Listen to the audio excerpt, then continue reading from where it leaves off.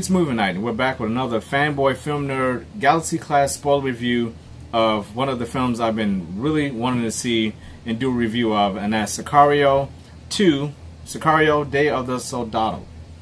And if you've seen the first film, I know people going into this film, the big talk was, could it ever live up to the hype of the first movie, which I thought was damn near a perfect film in almost every single way. Just the cast, the writing, the directing, the cinematography. Vinny Villeneuve is one of my favorite directors right now. He is climbing up there, and he did the first one. He did not do this movie. Let's get into everybody who's in this movie, everything that's incorporated in it, because this movie, even though it seems like it's like the first one, it is a lot different than the first one in some very good ways, and obviously in some very bad ways. So, director of this one is Stefano Sollima. Now, I'm not really familiar with this director's work, so I'm not going to speak too much on the direct. I will speak directing, but not so much on this person. The writer of this movie is Taylor Sheridan, who I believe did the first one. I may be wrong on that, but I believe he did the first one. And returning this one is Josh Brolin and Benicio del Toro, who were my two favorite characters from the first Sicario. But along with that, we have some children actors in this movie. Now, I should say young adult. They're not children like 8, 9, 10.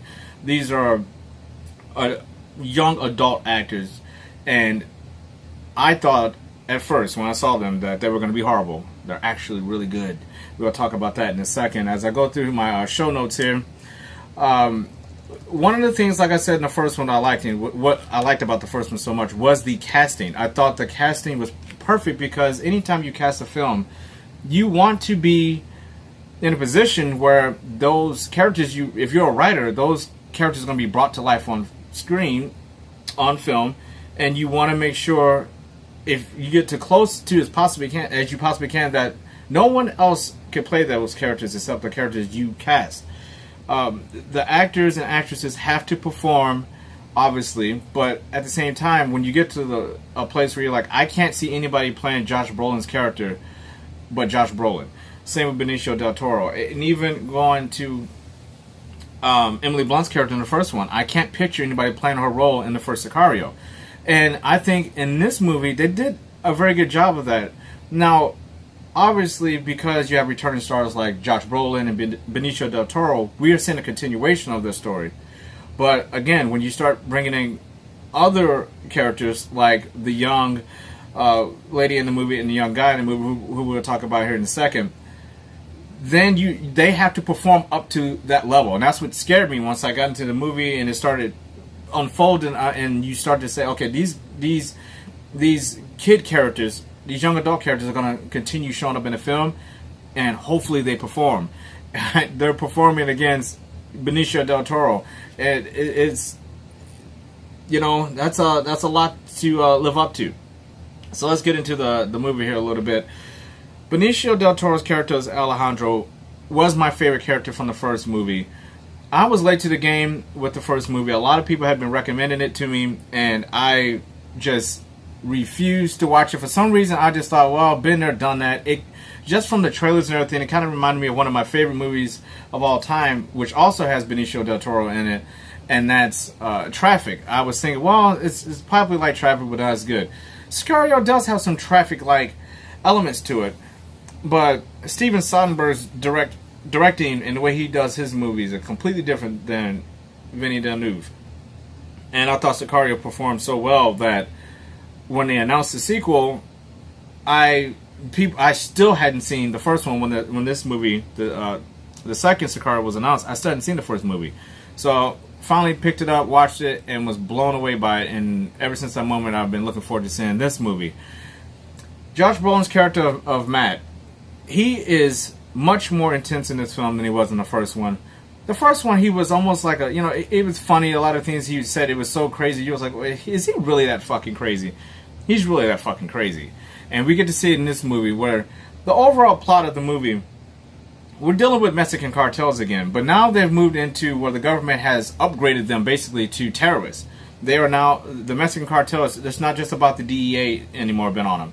Now it's Homeland Security. You're talking about full military support from the government to start taking out these cartels, because there's a tremendously brutal terrorist attack in a supermarket at the beginning of this movie by the hands of people who were smuggled into the country by people who are affiliated with the cartel. The cartel is, now that the DEA is just busting their ass, they are finally moving into a territory of, okay, well, what else can we smuggle that doesn't cost us a ton of money? We make all profit, and our hands, once we let them loose, they're on their own.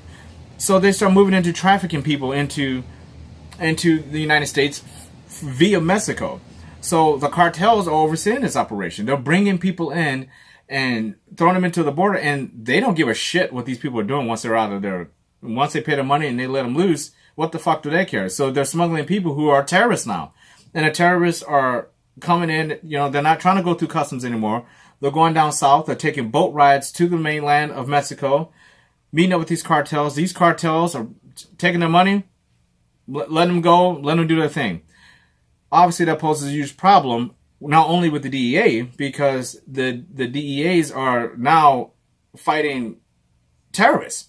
And they're having to get mixed up with people who are Homeland Security, people who are trying to take down ISIS. Now, these different factions of military from the United States are all starting to blend together. And the lines are starting to become very blurred. And you have the DEA, they handle their stuff very brutally. Then you have Homeland Security, they handle their stuff, they want it a little more clean, not as brutal. Josh Brolin's character, he gets the okay to go to the extreme. And when he does it, the government starts to withdraw that privilege from him and basically pussy out from their initial agreement with Josh Brolin and the DEA of, by all means necessary, get rid of these cartels, because not only are they smuggling in drugs, they're smuggling in people who are killing other people. They are now involved with terrorists. So this poses a huge problem. So we get the team back with Josh Brolin and Benicio del Toro. And one of the things that was so amazing about the first one was their dynamic with Emily Blunt, who is not in this movie, and her presence, I think, is definitely missed in this film. It didn't quite feel all the way live up to the name Sicario, because I think Emily Blunt's character was missing in this. But this is a story that really didn't have to be told. So to have her in it, I think you would have just been shoehorning it in. I think the story works fine with just Josh Brolin's character and Benicio del Toro's character just taking the reins and taking this movie into another direction, because it's not a movie that had to be made. I'm glad they did it, because I actually enjoyed it. It's getting a little bit of mixed reviews. There are some people who find it to be all over the place, and I'll talk about that story aspect in a minute. But let's talk about these children actors. Now, one of the girl in the movie, the young adult, she was in Transformers Age of Extinction, The Last Night, I believe.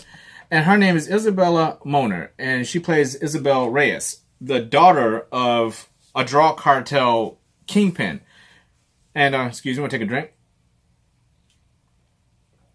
And I thought her acting in Transformers The Last Night was absolutely brutally horrible. So when I saw her pop up on the screen, I forgot that she was in this movie. I was like, oh. That just goes to show you, with these big budget films, like Transformers, these summer popcorn movies, when they get some of these actors in there and people say these people can't act, I owe her an apology. You can act. That script you had was fucking horrible in The Last Night, and it made it look like you couldn't act. And that's what's so sad about some of these movies, and why I was so excited to go see this movie, because you knew going in, no matter what was going to happen, you were going to get good writing, you were going to get good screenplay. The screenplay is going to make the actors actually be able to act at the highest level possible, regardless of what people think about the film. You knew going in, you were going to see a good performance from Josh Brolin and Benicio del Toro at the least. This was icing on the cake. To have a young girl like this, and we'll talk about her involvement in the film in a second, I give it a thumbs up. I don't know how other people are taking her, but she shocked me. This little girl can act. Let's talk about the other young adult, which is the young man, and I believe I have to pull him up here. His name is Elijah Rodriguez, and he plays Miguel Hernandez. This kid, for more than half of the movie, I wanted to strangle this kid to death. Okay, those are quotes. Let's just talk about the movie. I don't condone violence against children or anything, but he was such a good actor that he actually had me hating him for most of the movie. I couldn't quite figure him out. He was a very mysterious character to me, because I was trying to figure him out, and most of the time I can figure out characters pretty quick. I couldn't figure this kid out. I could not figure him out. Even up to the end of this movie, I could not figure this kid out. And the movie ends with you still really not being able to figure him out. He does not have a lot of dialogue. He barely talks in the movie. Everything is through action, reaction. You see him thinking. You see him having to figure out certain situations. We'll go into those in a second here. I just want to round off this cast and we're going to get into the story.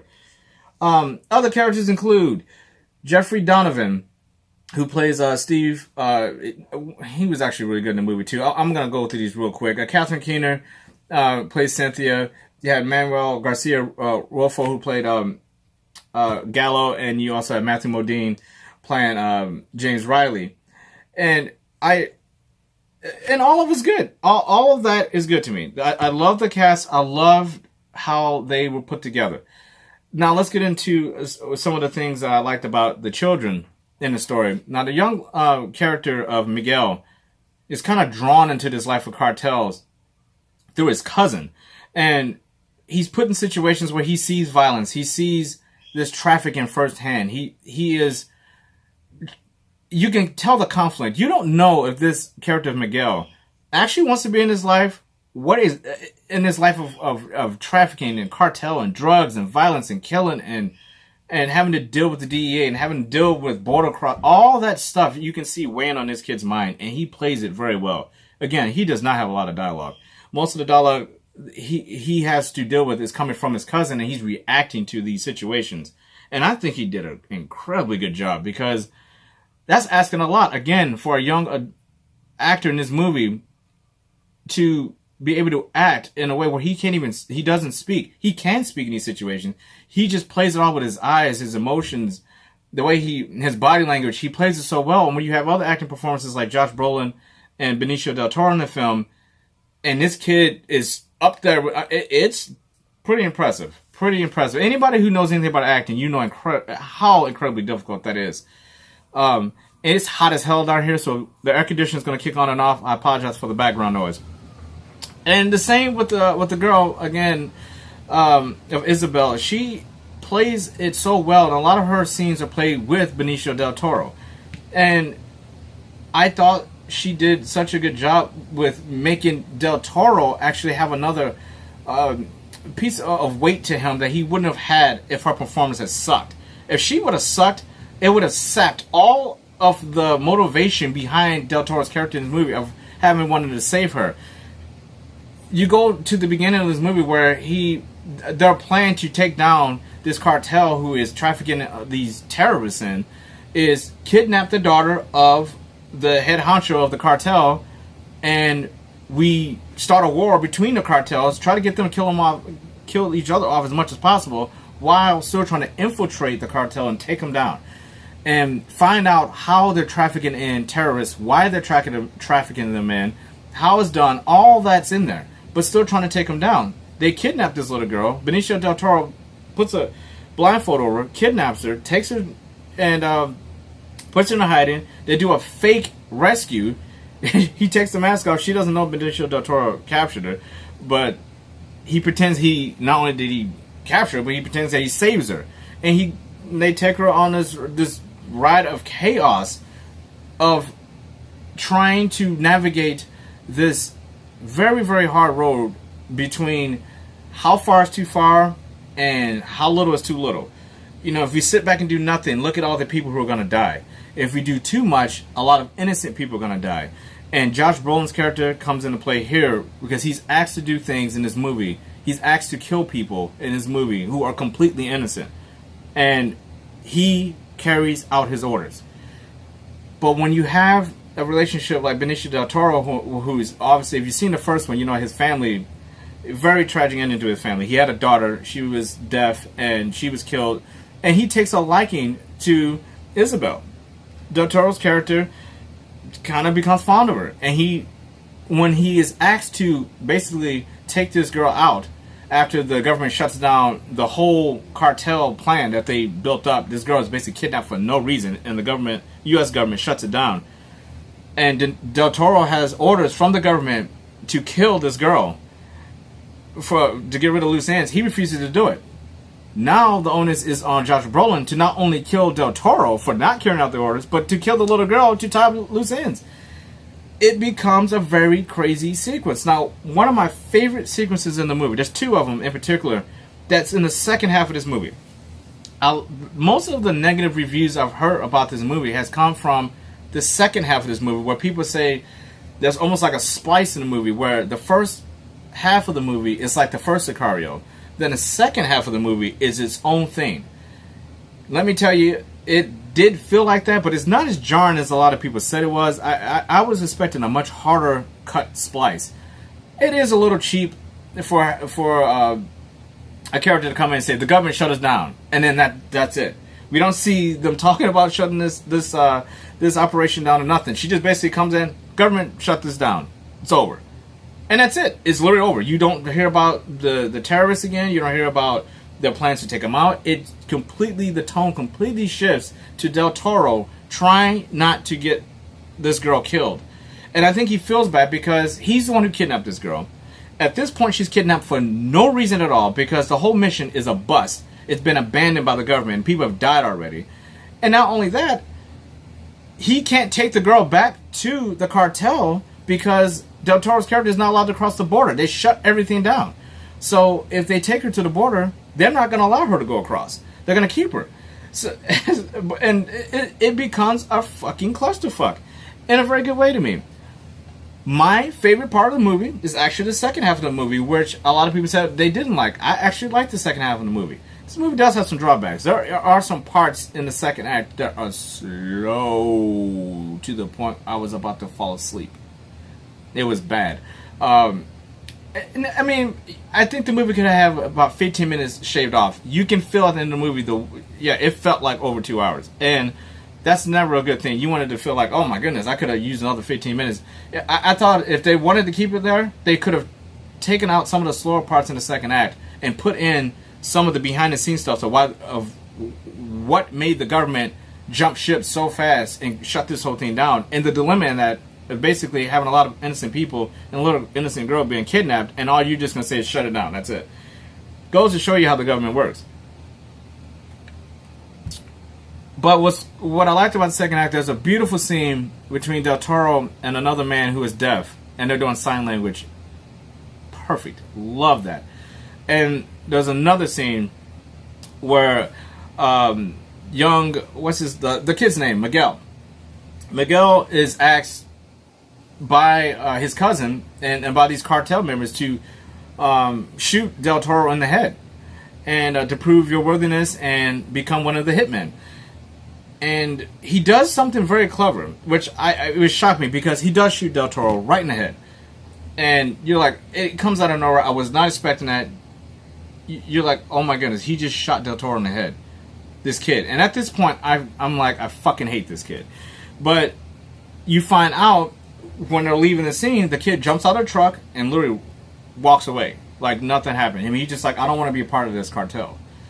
And then you're like, okay, so why did you shoot the guy then if you're just going to walk away and end up getting yourself killed in the first place? And you find out that, yeah, he shot Del Toro, but he shot him in the cheek. He didn't shoot him in the head. They left Del Toro's character out there to die. And there's a scene where Del Toro's just laying there, and you see him start to move. I'm like, oh my, he's alive. But I'm thinking, well, he's going to live for a few minutes. No. Del Toro, you can clearly see he got shot. The bullet went straight through his cheek. And I'm thinking, wow, nobody noticed that in the cartel. Then nobody thought to check to see, like, he got shot. It was at nighttime, maybe just like, okay, let's get the hell out of here. But I was very happy to see him wake up, because you knew as soon as he got up and he started figuring out, he gets in a car, you know, and he's loading up grenades and crap. He takes out a freaking cartel car that notices the car that he's in was stolen. I mean, it's a beautiful sequence. He's bleeding out his mouth, his face is all swollen. All that shit was good stuff. I love that. That was awesome. And we get to the end of the movie where you're like, where can this story actually go? And you find out Josh Brolin doesn't actually kill the girl. He takes her into protective custody, basically telling the government, fuck you. You can't just keep shutting shit down on us, expecting us to carry out these stupid bullshit orders when you are the one who authorized me to do all this stuff. You change your mind. I'm not killing an innocent fucking little girl. So he takes her into protective custody. I'm like, okay, wow. Is there going to be another Sicario? You know, I'm thinking this in my mind, and I'm like, well, I guess they can wrap this up. Then there's one last scene. Miguel, it's 1 year later, after all this shit goes down. He's in a mall. He walks into a room. Del Toro standing there, healed. You can still see he's got the the bullet holes that are all basically scars on his face, and you're thinking, oh shit, he's gonna fuck this kid up. And what he does is he says, hey kid, so you want to be a hitman? And he shuts the door. He says, we need to talk, indicating he's going to recruit this kid. He's going to train this kid. He's going to mentor this kid on how to be a hitman. Because at this point, Del Toro's character is both wanted by the Mexican cartel and by the U.S. government.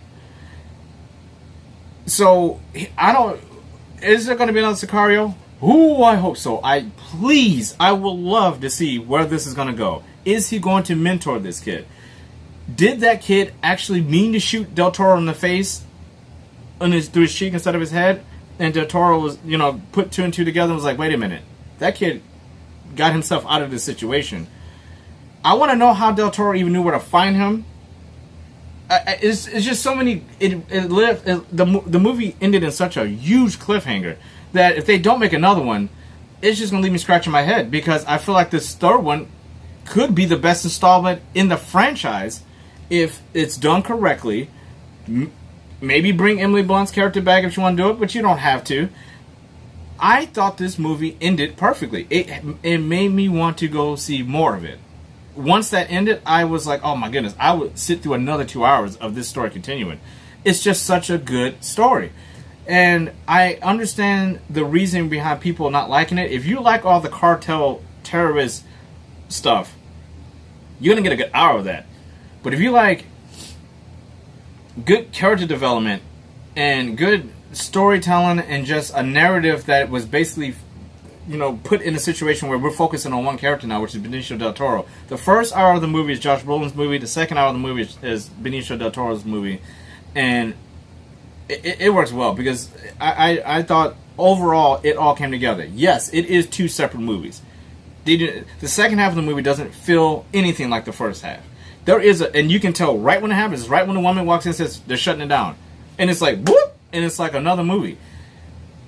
But now I feel like I sound like some of the other critics because it's not as hard cut as you would think. It does build up to that, and it flows through, right? But there is a splice, a noticeable splice in the movie.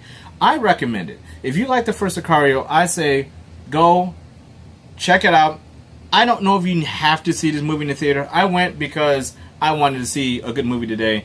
I wanted to see Sicario in the theater. I couldn't take it anymore. I'm like, I gotta go see it. I even contemplating waiting to maybe just buy it on Blu-ray. But I just wanted to see the movie so bad, and I'm glad I did, because it's a very, very good movie. It's slow in some parts. It can be quiet in some parts. There are some very good action sequences in this movie. It's really not so much action more than it is just moments of extreme violence. And it is some of the most brutal violence you ever see. It's very realistic. It's not as realistic as the first movie where you feel like, could this really happen in real life? This felt more like a movie. But at least the second half of the movie, it felt like a movie. The first Sicario, it didn't feel like a movie. It felt like you were watching a documentary at times.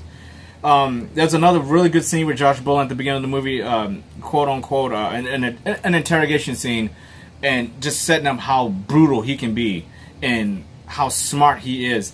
Again, if you like Sicario, I believe there's something in here for you. I think it's definitely worth checking out in the theater if you can get in there, especially if you're a severe film nut like I am. But if nothing else, this is definitely a movie. If you've seen the first Sicario, you want to see. You do not even need to see the first Sicario to enjoy this movie. If I had never seen the first Sicario, I would have never known anything that happened up before this. They do such a good job of setting up these characters without making it feel redundant and rehashed from the first one. It's all new scenarios, but you do not need to see the first one to see this one, which is why I'm glad they just call it Sicario 2, because it's so much more than just a sequel. It's its own film. It has a beginning and an end, that it's its own film, and I appreciate that. Go check this movie out. That'll do it for this one. I'll see you guys on the next movie night. Be you, be genuine, but above all, be safe. See you next time.